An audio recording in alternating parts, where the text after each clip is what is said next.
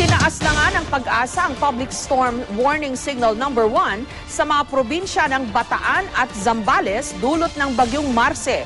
Bukod sa Luzon, may mga pag-ulan ding nararanasan sa Visayas at Mindanao. At para sa karagdagang weather news, alamin natin mula sa GMA Resident Meteorologist Nathaniel Cruz. Magandang gabi, Mang Tani. Magandang gabi, Jessica. Gaya ng nararanasan natin dito sa Metro Manila, walang patid ang pag-ulan sa maraming bahagi ng Luzon na nagdulot ng perwisyo sa ilan nating mga kababayan. Sa probinsya ng Pampanga, umabot hanggang tuhod ang baha sa mga bayan ng Masantol at Macabebe, dyan nga sa probinsya ng Pampanga. At kwento ng mga residente, ilang linggo na raw ang baha sa ilang lugar doon na di pa rin humuhupa dahil sa walang tigil na pag-ulan. Sa probinsya naman ng Bataan, kung saan nakataas ang storm signal number 1, tumaas ang tubig sa ilang bahagi ng MacArthur Highway sa mga bayan ng Samal, Orani at Hermosa. Ang ilang barangay nararating na lang ng bangka. May mga palayan din ang nalubog. Diyan naman sa Cebu, ang malakas na ulan ang sinisisi sa pagguho ng lupa sa Sitio Tangub sa Barangay Lagtang, diyan sa Talisay City kagabi.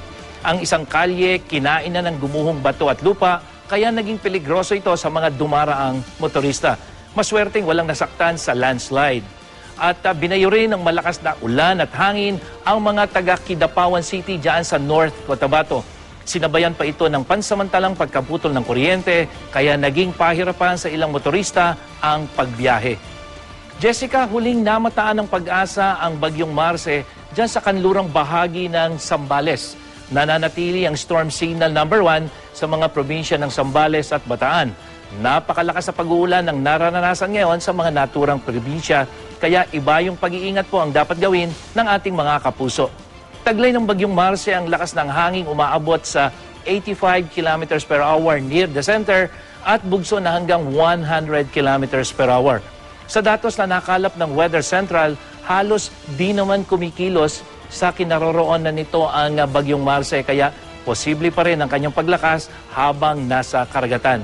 Gayunman, hindi pa rin ito nakikitang tatama sa kalupaan ng Luzon at sa halip, bukas ay inaasahang liliko ito at lalabas ng Philippine Area of Responsibility sa Biyernes, patumbok dito sa Vietnam. Marami nagtatanong at nagtataka, ano nga ba ang dahilan kung bakit liliko ang bagyong ito imbis na dumiretso ito at tumawid sa Luzon?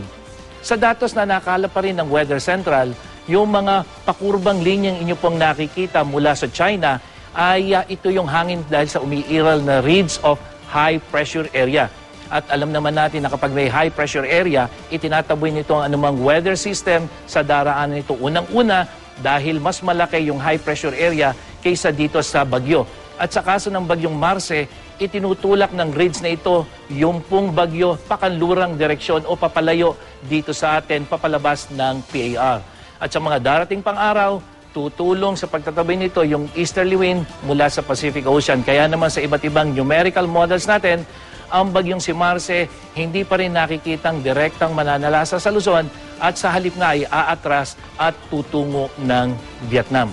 Maulang Huwebes ang babati sa malaking bahagi ng Luzon kasama ang Metro Manila dahil po sa bagyo at sa pinalalakas itong hanging habagat.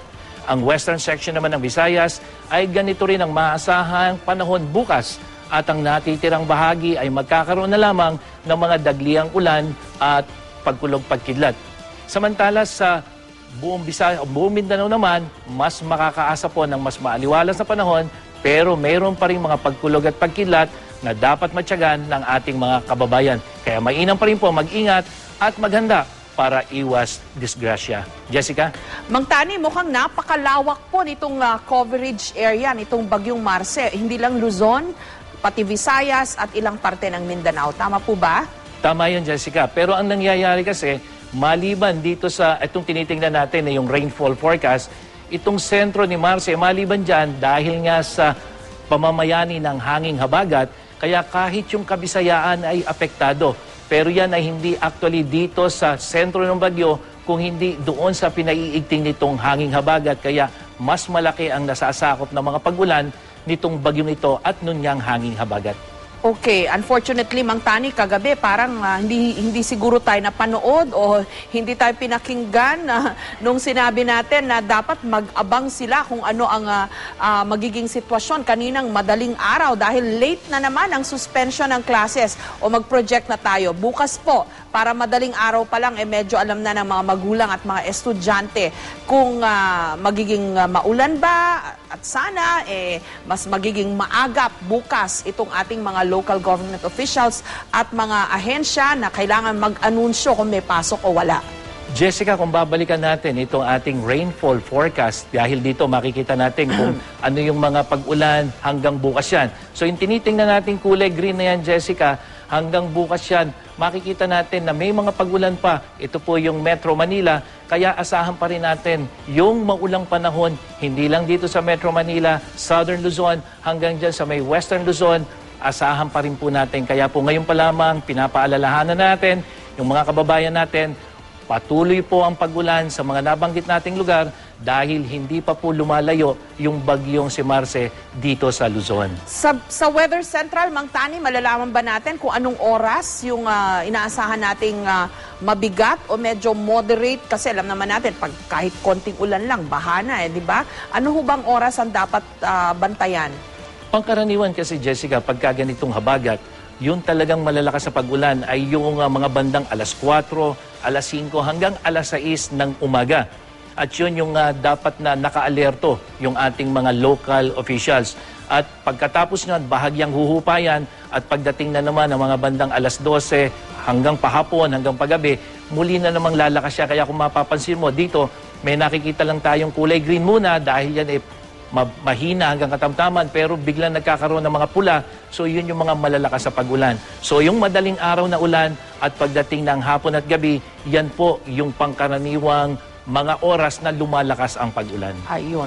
Abisuhan uli natin ang ating mga kababayan na antabayanan yung weather forecast ni Mang Tani sa unang hirit bukas ng madaling araw para alam nyo ho kung dapat pumasok ang mga bata sa eskwela. Maraming salamat, Mang Tani, ang GMA resident meteorologist. At para sa iba pa naming weather updates, bumisita lang po sa GMA News Online website. Ako po si Nathaniel Cruz para sa I Am Ready, serbisyong totoo ng GMA News.